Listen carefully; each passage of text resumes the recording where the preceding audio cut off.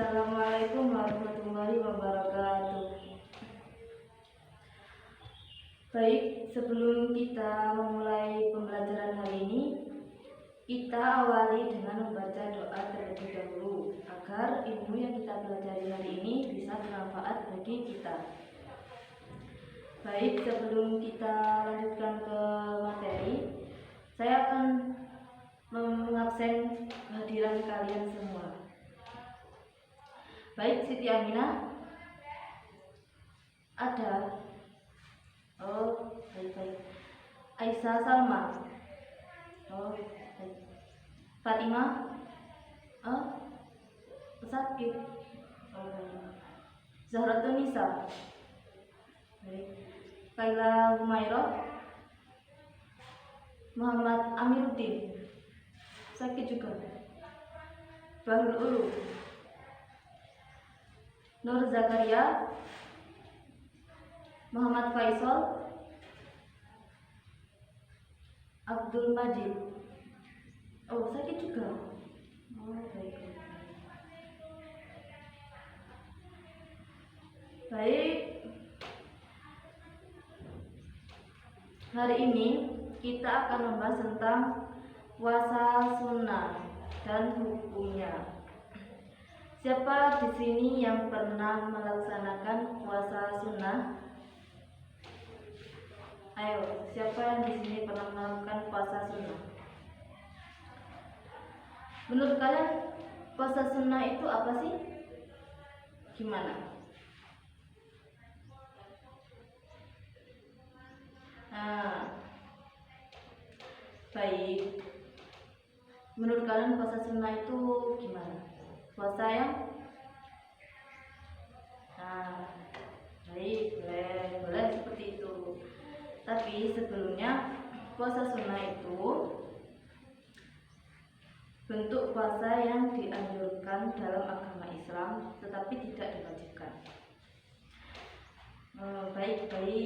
Sebelum di sini saya akan menjelaskan tentang puasa sunnah dengan memakai bahan ajar pengembangan audio atau yang bisa disebut dengan media audio. Sebelum memasuki pembahasan tentang puasa sunnah, saya akan menjelaskan sedikit tentang apa itu pengembangan audio. Nah, pengembangan audio adalah proses untuk membuat program yang berbentuk audio atau suara yang optimal, yang harus dipertimbangkan dalam pembuatan audio ini, yaitu ada beberapa hal, seperti pertama yaitu menyiapkan materi yang akan direkam. Yang kedua yaitu menyiapkan perlengkapan perekaman. Yang ketiga yaitu menyusun naskah agar tidak belepotan. Yang keempat yaitu mengedit atau untuk menghilangkan noise atau suara yang salah dan menambahkan efek suara. Media audio adalah media yang menyampaikan pesan dalam bentuk suara auditif, baik verbal maupun non-verbal.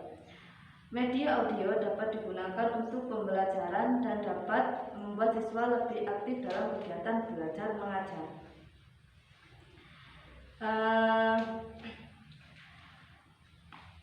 Saya akan menjelaskan sedikit tentang apa itu puasa sunnah. Puasa sunnah itu adalah bentuk ibadah puasa yang dianjurkan dalam agama Islam, tetapi tidak diwajibkan. Ini berarti bahwa melaksanakan puasa sunnah adalah suatu kebaikan yang mendatangkan pahala, tetapi tidak membawa konsekuensi dosa jika ditinggalkan. Hukum puasa sunnah itu memiliki kedudukan yang sangat penting dalam agama Islam, meskipun tidak diwajibkan. Jadi puasa sunnah ini itu memiliki kedudukan penting dalam Islam meskipun tidak diwajibkan. Nah, agar lebih jelas lagi, kalian bisa menonton pengembangan audio atau dari media audio yang saya siapkan ini.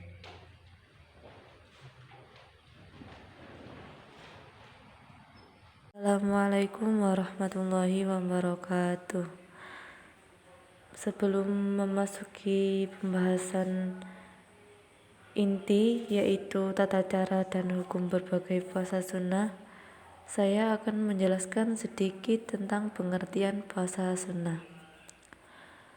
Puasa sunnah adalah bentuk ibadah puasa yang dianjurkan dalam agama Islam, tetapi tidak diwajibkan. Ini berarti bahwa melaksanakan puasa sunnah adalah suatu kebaikan dan mendatangkan pahala, tetapi tidak membawa konsekuensi dosa jika ditinggalkan. Puasa sunnah dilakukan atas dasar kesadaran individu untuk mendekatkan diri kepada Allah Subhanahu wa Ta'ala dan meningkatkan ketakwaan. Jadi, puasa sunnah yaitu bentuk ibadah yang dianjurkan dalam agama Islam tetapi tidak diwajibkan. Karena apa? Karena melaksanakan puasa sunnah adalah suatu kebaikan yang tidak membawa konsekuensi dosa jika ditinggalkan. Arti sunnah dalam istilah adalah hal yang jika dilakukan oleh orang yang sudah balik yang akan mendapatkan pahala. Jika tidak mengerjakan, tidak akan mendapatkan dosa. Jadi, sunnah dalam istilah itu bisa dikatakan hal yang dilakukan, jika dilakukan akan mendapatkan pahala, jika ditinggalkan tidak akan mendapatkan dosa. Dan sekarang tata cara dan hukum puasa sunnah. Tata cara yang pertama yaitu membaca niat. Niat puasa sunnah harus diawali dengan niat yang ikhlas dan niat sebaiknya dibaca di malam hari sebelum fajar terbit. Tetapi jika lupa boleh dibaca di pagi hari selama belum makan dan minum. Jadi membaca niat ini itu harus diawali dengan niat yang ikhlas. Dan niat itu sebaiknya dibaca di malam hari sebelum fajar terbit. Tetapi jika kita lupa, boleh dibaca di pagi hari asalkan kita belum makan ataupun minum. Yang kedua yaitu sahur. Makan sahur merupakan sunnah yang dianjurkan untuk mengisi energi dan mendapatkan pahala. Yang ketiga yaitu menahan diri. Selama berpuasa, umat Islam harus menahan diri dari hal-hal yang membatalkan puasa, seperti makan, minum, berhubungan badan, dan berdusta. Yang keempat yaitu berbuka puasa. Berbuka puasa dianjurkan untuk dilakukan dengan menyegerakan saat matahari terbenam atau azan maghrib berkumandang. Jadi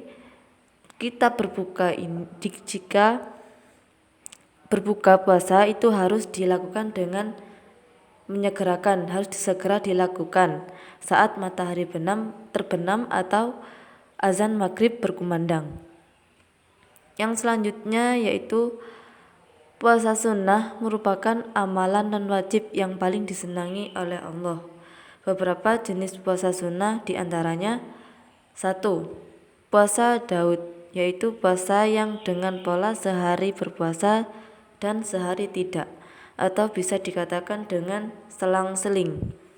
Yang kedua yaitu puasa Senin Kamis, yaitu puasa yang dilakukan oleh Rasulullah SAW setiap hari Kamis dan Senin, seperti yang mana dikatakan dalam sabda Rasulullah yaitu an Aisyah radhiyallahu anha qalat kana Nabiyyu sallallahu alaihi wasallam yataharra siyamul itsnaini wal khamisi. Dari Aisyah radhiyallahu anhu berkata bahwasanya Nabi Muhammad sallallahu alaihi wasallam selalu memilih puasa di hari Kamis dan Senin atau di hari Senin dan Kamis. Hadis riwayat At-Tirmizi. Yang ketiga yaitu puasa Ayyamul Bid, yaitu puasa yang dilakukan pada tanggal 13, 14, dan 15 di setiap bulan Hijriah.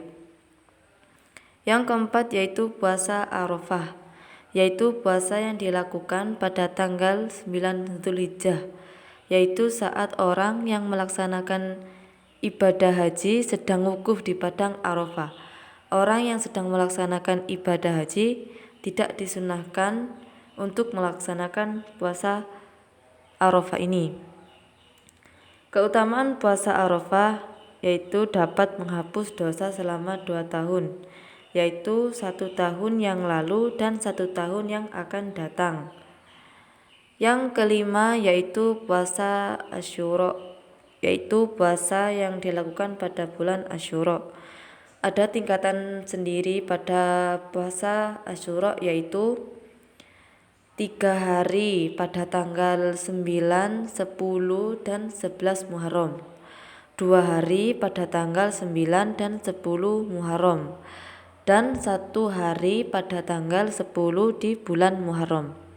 Jadi pada puasa Asyura ini ada 3 tingkatan puasa, yaitu bisa pada 3 hari pada tanggal 9, 10, 11 Muharram, bisa juga 2 hari pada tanggal 9 dan 10 Muharram, dan bisa lagi 1 hari pada tanggal 10 di bulan Muharram. Yang keenam yaitu puasa 6 hari di bulan Syawal, yaitu puasa yang dilakukan sejak tanggal 1 Syawal hingga akhir bulan tersebut. Cara melaksanakannya boleh berturut-turut atau boleh selang-seling. Mungkin dari penjelasan saya di atas ada yang bisa ditanyakan.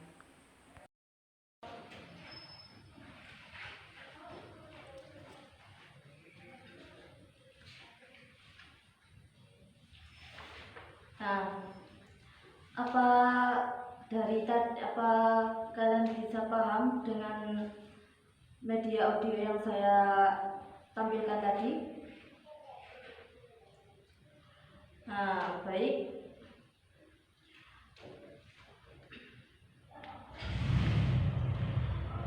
Saya akan membuka sesi tanya jawab agar saya bisa menilai kemampuan kalian dalam pembelajaran kali ini. Baik, saya mau tanya, apa sih yang dinamakan dengan puasa sunnah? Ayo, Zakaria, coba, apa sih yang dimaksud dengan puasa sunnah?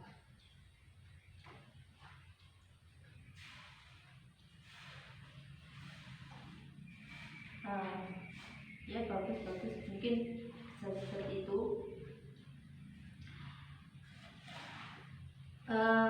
Baik, untuk Faisal, apa saja yang sebaiknya kita lakukan ketika berpuasa?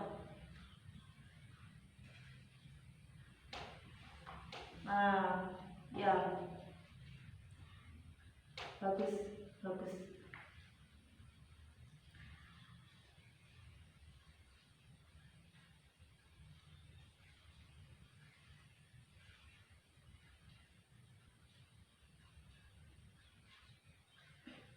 Ya, mungkin bisa dikatakan seperti itu.